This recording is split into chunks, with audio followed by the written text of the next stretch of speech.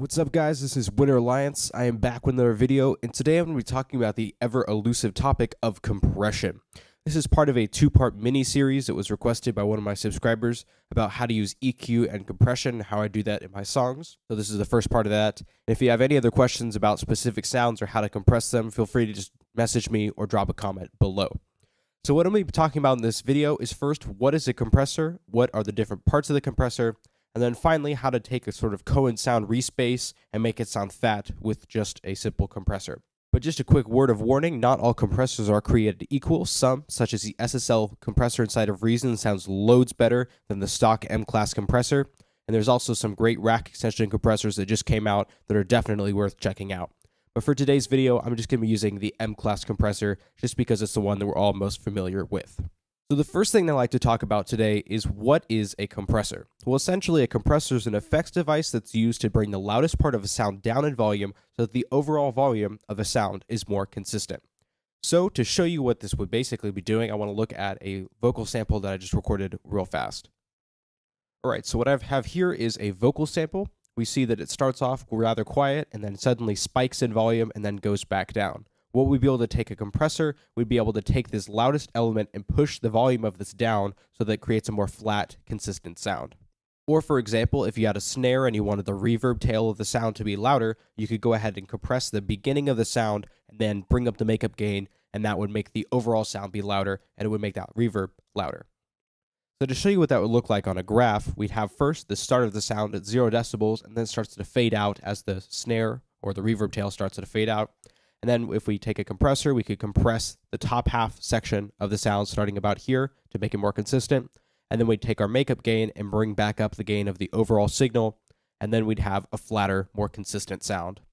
All right, so with the basics of what a compressor does out of the way, what I now want to talk about is the different parts of the compressor.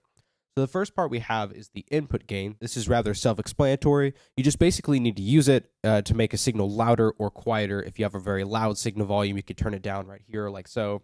Or if you had a very quiet signal, say something like you recorded live, you could just bring up the input gain so you have enough volume to work with. The next parameter of the compressor that you need to know about is the threshold that we see right here. This is how loud something has to be before the effect kicks in. If we have it all the way down, then the sound doesn't have to be very loud before it starts to compress.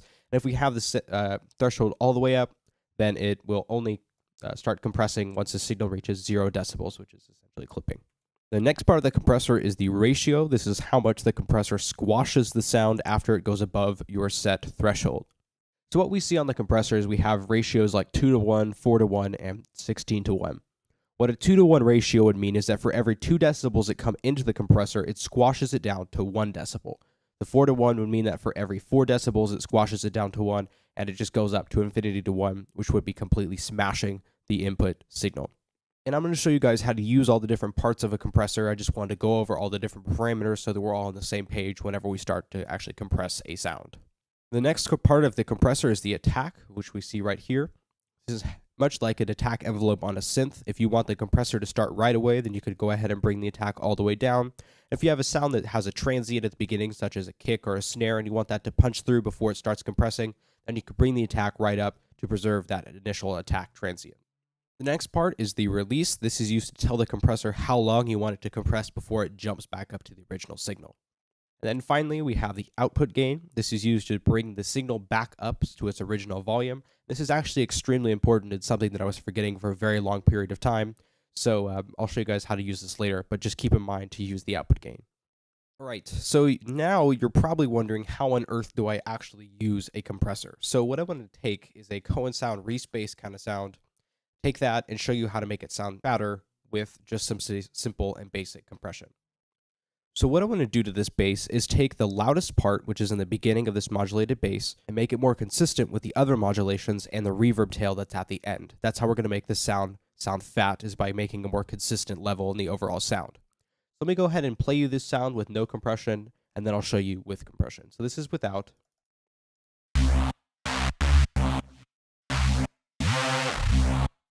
Notice how the sound sounds kind of distant after the initial attack transient at the start of the sound.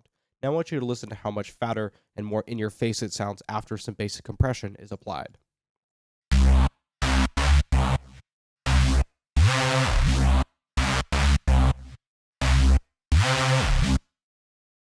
Alright, so now with the sound demo out of the way, I'm going to go ahead and start from scratch and show you guys how I would take this sound and how I would compress it. So what I want to do is I'm going to first jump over to the attack and release settings because I want this compressor to kick in as soon as the initial attack transient starts. I don't want to have it wait around for a minute to preserve the initial attack of the sound. So I'm going to go ahead and bring this down to 1 millisecond so the compressor starts immediately. And then I want the compressor to jump back up to its initial volume to kind of stop relatively quickly after the sound has stopped. So I'm going to bring this down to about 127 milliseconds. All right, so next we want to set how loud we want the threshold to be before this compressor starts to actually compress. So let's go ahead and take it all the way down so we have a very extreme setting, and then we'll slowly back it off until we get the amount of gain reduction that we want. So right now we see it has a ton of gain reduction because it's compressing all the time.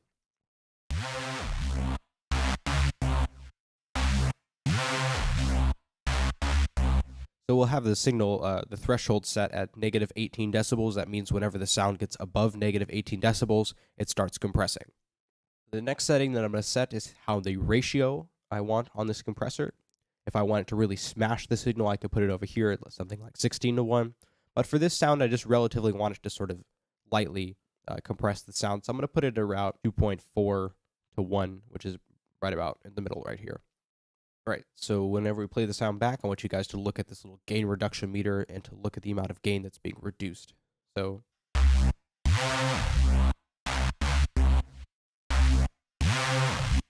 what we can see is at the very loudest parts of the sound, we have about 4 decibels that are being reduced. Now, this is the most important part of the compression, something that I was actually forgetting for a very long time, is that this is actually turning down the entire sound by 4 decibels. So in order to have a loud signal that we can actually compare to the original, go ahead and move on to your output gain, bring it up to around 4 decibels, which is what our gain reduction is right here.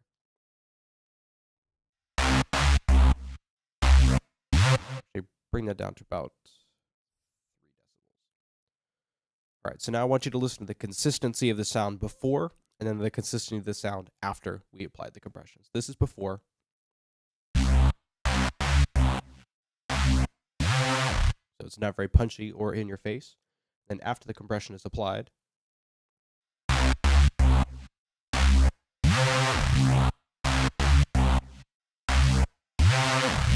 because of that compression, it makes the entire sound much fatter. All right, so that concludes my short video on compression. Hopefully that made some more sense of a very confusing and complicated topic.